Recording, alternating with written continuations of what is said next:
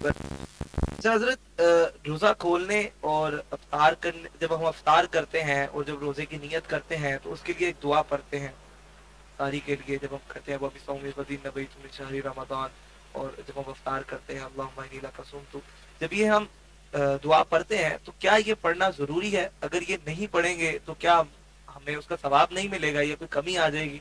इसके बारे में क्या हुक्म? कि रोजेदार की दुआ रद्द नहीं होती, हाय हाय तो अगर वो मांग ले अपने रब से ही मांग रहा है ना, हाय हाय, बेशक बेशक जी, रब से ही मांग रहा है ना, बेशक जी। किसी दुनियादार से तो नहीं मांग हाँ रहा, जी, उस राजिक से मांग रहा है। तो अगर वो दुआ मांगता है और फिर प्यारे आका ने फरमा दिया कि दुआ रद्द नहीं होती, हाय हाय, तो अगर वो मांग ले तो इसमें हर्ज भी कोई नहीं। अल्लाह, तो इसलिए अगर ऐसी दुआ हो कि जब रद्द ना होना हो, जिसने रद्द ना होना हो, वो दुआ मांग ली जाए तो उसमें कोई हर्ज भी नहीं। सुभान अल्लाह, सुभान अल्लाह। हजरत अभी आपने फरमाया कि नबी करीम सल्लल्लाहु अलैहि वसल्लम ने ये दुआ पढ़ी कि या अल्लाह, मैंने तेरे दिए हुए रिज़्क़ से अफ्तार किया। तो इसी में एक सवाल है कि रोजा अफ्तार करना किस चीज से सुन्नत है, किस चीज में कसरत है?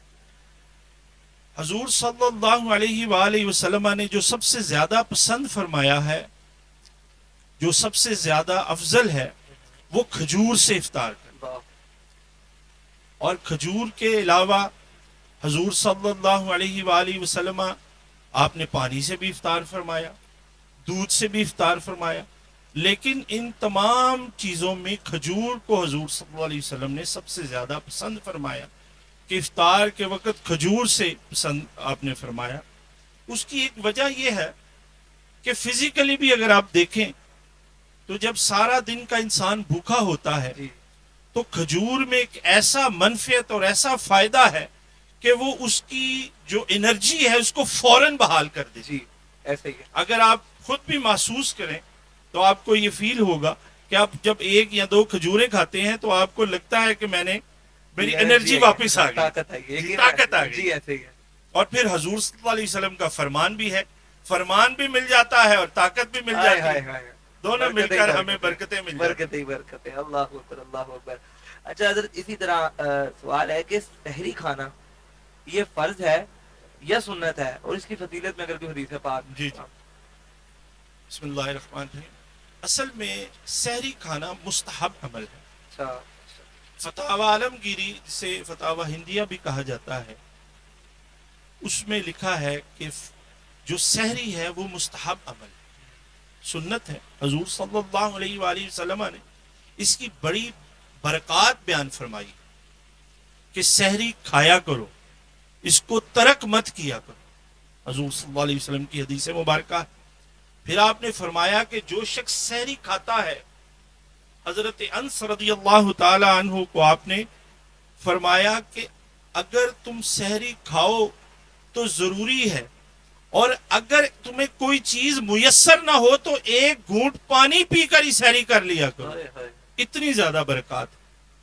और फिर आपने फरमाया कि जो शख्स सहरी खाता है अल्लाह ताला की रहमतें उस पर नाजिल होती हैं और फरिश्ते उसके लिए इस्तिगफार करते हैं। अल्लाह, और फिर सबसे बड़ी बात, जो सहरी खाने वाला है और जो सहरी नहीं खाने वाला, उसमें फर्क हजूर सल्लल्लाहु अलैहि वसल्लम ने बयान फरमाया। आपने फरमाया कि जो शख्स सहरी खाए और जो ना खाए, उसमें फर्क यह है कि गैर मुस्लिमों से वो मुमताज हो जाता है। अल्लाह, जो पुरानी उम्मतें थी, हजूर सल्लल्लाहु अलैहि वसल्लम से पहले अंबिया की उम्मतें भी थी, उन पर भी रोजे फर्ज किए गए। कमा कुतिबा अलल्लज़ीना मिन क़ब्लिकुम, पहले भी रोजे फर्ज किए गए। अल्लाह, तो जो पहले रोजेदार हैं, जो पहले अंबिया की उम्मतें हैं, उनके जो रोजेदार हैं और मेरे उम्मती के रोजेदार में फर्क क्या है कि वो सहरी का फर्क। हाय हाय हाय हाय, जो सहरी खा लेगा वो मेरे उम्मती होने का हक अदा कर देगा। तो इसलिए ये सहरी खाने की बड़ी हजूर सल्लल्लाहु अलैहि वसल्लम ने नवीद फरमाई। लेकिन अगर कोई सहरी ना खाए तो उसके रोजे में कोई फर्क नहीं आता, नहीं आता। वो सहरी खाए बगैर भी। लेकिन मैंने जिस तरह बयान फरमाया, अर्ज किया आपको कि हजूर सल्लल्लाहु अलैहि वसल्लम ने इसकी बड़ी बरकत फरमाई, तो इसलिए हमें सहरी से احتراز نہیں کرنا چاہیے، سحری ضرور کرنی چاہیے، چاہے ایک گھونٹ پانی ہی کیوں نہ پی لیا جائے۔